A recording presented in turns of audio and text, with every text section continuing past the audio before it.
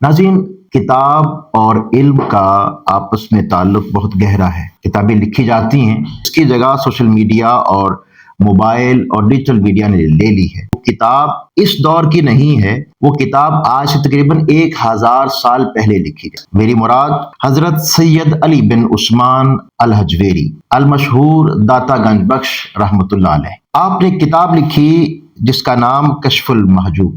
लिखारी भी हैं, आप शायर भी हैं, आप मुहक्किक भी हैं, आप कालिम निगार भी हैं, और सबसे बढ़कर आप रूहानी इलाज भी करते हैं और जिस्मानी इलाज भी करते हैं।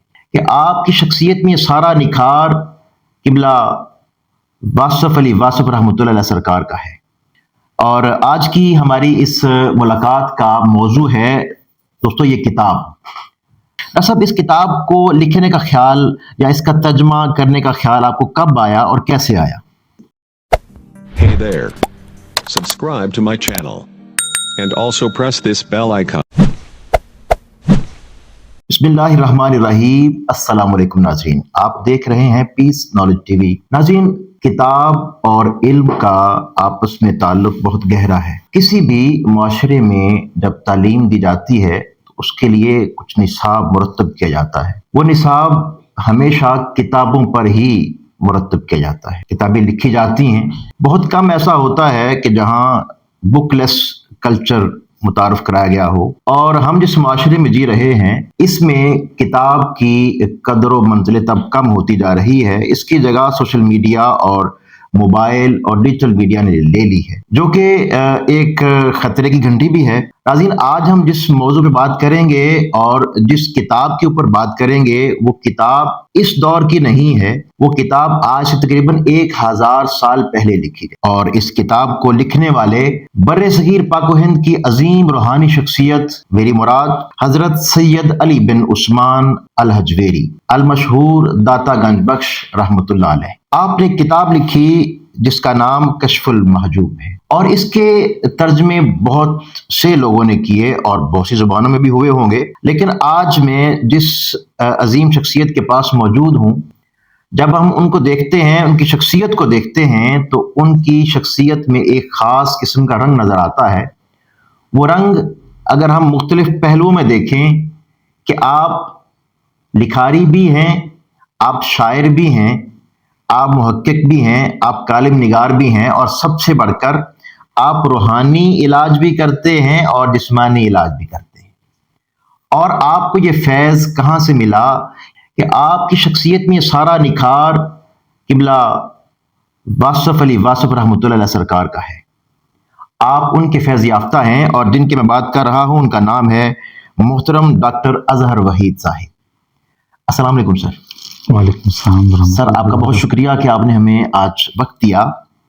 और आज की हमारी इस मुलाकात का मौजू है दोस्तों ये किताब। ये किताब आप देख रहे हैं, इस किताब का नाम आपको नज़र आ रहा होगा। और ये किताब का मुझे ज़ाती तौर पे एक बड़े अरसे से इंतज़ार था। सब इस किताब को लिखने का ख्याल या इसका तर्जमा करने का ख्याल आपको कब आया और कैसे आया? बिस्मिल्लाहिर्रहमानिर्रहीम। यूँ हुआ कि मैं इसको शुरू से बताता हूँ आप जी। मैं सन 85 में किबला वासिफ अली वासफ रहमतुल्लाह अलैह से मुतारिफ़ हुआ। मेरी पहली मुलाकात थी 13 जनवरी 1985। मुझे आपने अपनी किताब के निकिन सूरज तोहफे में दी और साथ चलते हुए कहा कि कश्फुल महजूब पढ़ा करो। तो वो उस वक़्त से लेकर आज तक बस कश्फुल महजूब पढ़ी जा रही है। सही। और उस किताब से कि मेरा एक कल्बी ताल्लुक पैदा हो गया शुरू दिन से ही। सही। और मैं इस किताब के ज़रिए से दाता साहब के दरबार तक पहुंचा। अल्लाह अल्लाह। अच्छा, मैं अर्ज़ कर रहा हूँ कि उसमें ना ये हमारे किबला वासिफ अली वासफ रहमतुल्लाह अलैह हमारे मुर्शिद पाक जो हैं वो अपनी महफिल गुफ्तगू में अक्सर इस किताब के हवाले दिया करते थे। सही। और अक्सर इस किताब में से कोई वाक़या बयान किया जाता था। सही। और यूँ होता था कि वो वाक़या बहुत मर्तबा बयान होता था, और जब भी बयान होता था उससे एक नया ज़ाविया आप निकालते थे और एक नया सबक جو ہمیں دیتے تھے. صحیح. تو اس کتاب یہ کتاب بڑی ہمہ جہت ہے. مجھے نہیں یاد پڑتا کہ کوئی آپ کی ایسی محفل ہوئی ہوگی جس میں کشف موضوع کا ذکر نہ ہوا ہو. ایسی ہے. سن 85 سے لے کر 93 تک میں نے جتنی محفل بھی اٹینڈ کی, ہر محفل میں کسی نہ کسی حوالے سے کشف المحجوب سے کوئی واقعہ ہوتا یا کشف المحجوب کا ذکر خیر ضرور ہوتا. صحیح. اچھا, پھر یوں ہوا کہ ہم ایک عرصے سے میں اپنے چند ایک قریبی دوستوں کے ہمراہ ایک معمول تھا ہمارا کہ وہ جمعرات کو ہم جایا کرتے. جمعرات کو کلینک بند کرنے کے بعد پہلے قبلہ واصف علی رحمۃ اللہ علیہ کے دربار پر حاضری دیتے تھے. پھر اس کے بعد داتا صاحب جاتے تھے اور لنگر پانی کرتے تھے, اور اس طرح ایک روحانی زندگی کو قائم رکھنے کا ایک سبب جو ہے ہم نے قائم کیا ہوا تھا. تو جب کافی عرصہ گزرا تو میں نے دوستوں سے کہا بھی ہم ایسے آتے ہیں اور سنگ مرمر چون کے چلے جاتے ہیں اور چاول کھا کے چلے جاتے ہیں. صحیح ہے. تو کچھ کام بھی کیا کریں, ایسا کیا کریں کہ ہم یہاں بیٹھیں, کشف المحجوب پڑھیں, اس پر غور و فکر کریں. تو تب سے ہم نے یہ کوئی آج سے 20-22 سال پہلے کی بات ہے. ٹھیک ہے. تب سے ہم نے نا کشف المحجوب کو سبکن پڑھنا شروع کر دیا. تو اس کا طریقہ یہ ہوتا تھا کہ وہ سب کے ہاتھ میں کوئی نہ کوئی ترجمہ ہوتا تھا. کسی کے ہاتھ میں مولوی فیروز الدین صاحب رحمۃ اللہ علیہ کا ترجمہ ہوتا تھا, کسی میں جناب ابو الحسن کا ترجمہ ہوتا تھا, کسی کے ہاتھ میں پنجابی کا جو ترجمہ ہے شریف انجم صاحب ان کا ہوتا تھا, اور جو ہے انگریزی کا ترجمہ بھی ہوتا تھا. تو اس طرح وہ مختلف ترجم سے پڑھتے تھے. صحیح. اور فارسی ٹیکسٹ بھی ہمارے پاس ہوتا تھا, اوریجنل جو تھا. صحیح. تو جب ہم نے سبکن پڑھنا شروع کیا تو پھر ہم پر کھلا کہ تراجم میں کہاں پہ انصاف نہیں ہوا. صحیح. تو تب یہ لگن جو ہے وہ پھر ہمارے اندر وہ پھر ہمیں بابا جی کا وہ جملہ مجھے یاد آتا تھا کہ وہ جب آپ محفل میں فرمایا کرتے تھے کہ کاش کوئی اس کا کوئی ترجمہ ہی کر دے آسان زبان میں تاکہ سب کو سمجھ آ سکے. تو ہم نے دیکھا کہ وہ تراجم میں کچھ تراجم تو ایسے ہیں کہ جو بہت اچھے ہوئے, لیکن ان کا سکوپ صرف اسکالسٹک پیڈسٹل پر ہے. یعنی کہ وہ صرف مدارس کے جو طلباء ہیں جو دینی اصطلاحات سے آگاہ ہیں وہ ان سے مستفید ہوتے ہیں. اور کچھ تراجم جو ہیں اس میں ایسے ہیں کہ جس میں بظاہر بہت آسان کیا گیا, لیکن اس میں یہ ہوا کہ ٹیکسٹ میں سے بہت سے معنی ڈراپ ہو گئے. جیسے اگر ایک جملے میں 4 پوائنٹ لکھے ہوئے ہیں تو وہاں پہ صرف 3 نکات ہیں. ٹھیک ہے. چوتھا نقطہ کدھر ہے؟ تو اس چیز کو ملحوظ رکھتے ہوئے پھر ہم نے نا یہ خود اس کے بارے میں سوچنا شروع کیا, اور پھر ہم نے کہا کہ ساتھ اس کا ترجمہ خود کریں. یعنی کہ میں اس کر رہا ہوں کہ پہلے ہم نے 10-12 سال تک 3 مرتبہ اس کا دورہ کیا کتاب کا. ہاں جی, وہ ایک پیراگراف, اس پر تبصرہ, اس پر تحقیق, پھر اس مختلف جو موضوع اس میں زیر بحث ہے اس کو واصفیات کے تناظر سے دیکھنے کی کوشش کی, اور بڑا لطف آیا.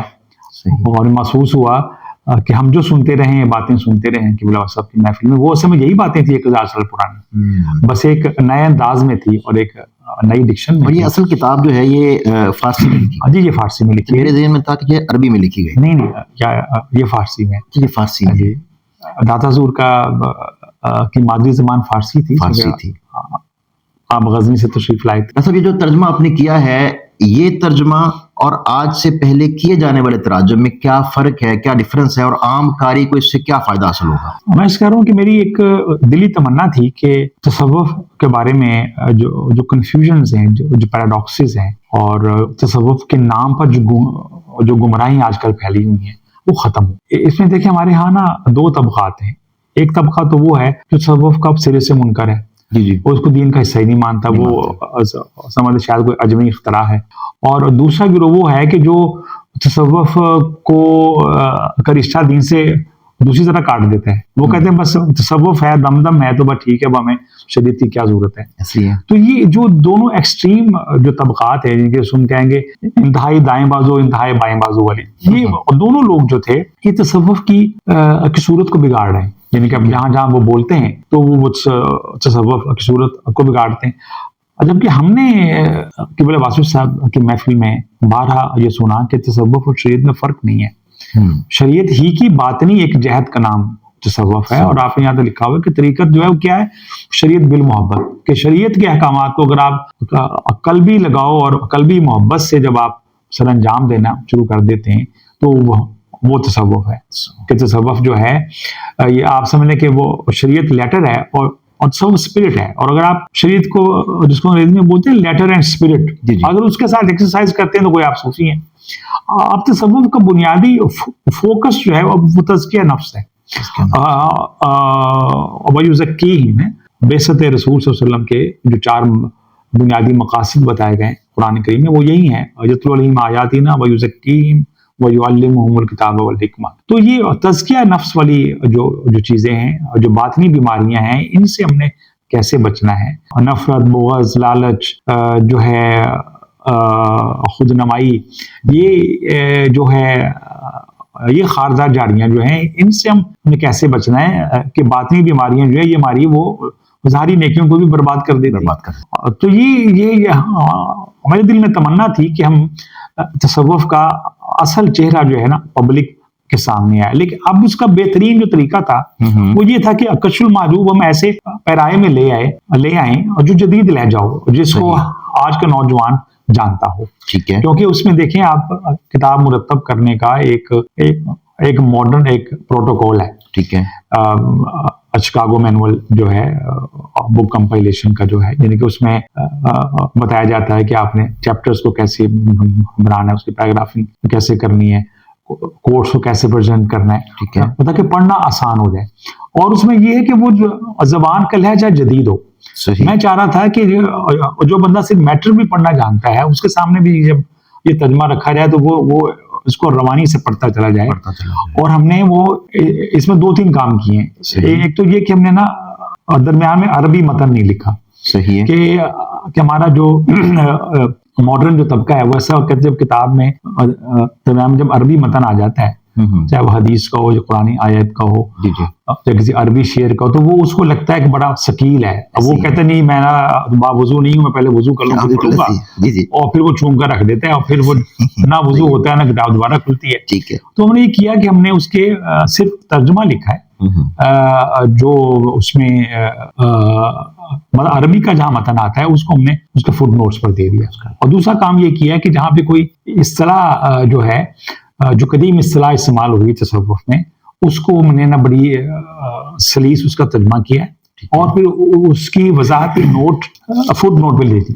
اوکے, اسی طرح جہاں پہ کوئی نقطہ ایسا لگا جیسے ثقیل نقطہ ہے تو اس کی بھی وضاحت آج کے دور کے مطابق کر دی. جیسے کہ اس نقطے کو علامہ اقبال نے اپنے شعر میں یوں بیان کیا, جیسے آج کا نوجوان علامہ اقبال کا شعر جان یہاں پہ آئی تو ہم نے کہیں اس نقطے کی وضاحت میں قبلہ واصف صاحب کہ کسی قول یا شعر کو نقل کر دیا اس کے فٹ نوٹ میں کہ اس کو سمجھنے کے لیے آپ اس کو بھی سمجھ لیں, تاکہ پڑھنے والے کا ایک ذہن جو ہے وہ اس کے ساتھ چل پڑے. اور مجھے بڑی خوشی ہوئی کہ میرے پاس ایسے میرے دوست ہیں جو 25-30 سال سے اس شعبے سے منسلک ہیں. تو ان کو جب میں نے دیا مسودہ پڑھنے کے لیے تو مجھے انہوں نے بہت اچھا فیڈ بیک دیا. انہوں نے کہا جی بات یہ کہ 25 سال سے پڑھنے کی کوشش کر رہے ہیں, 1-2 چیپٹرز کے بعد نہیں پڑھا جا رہا ہم سے.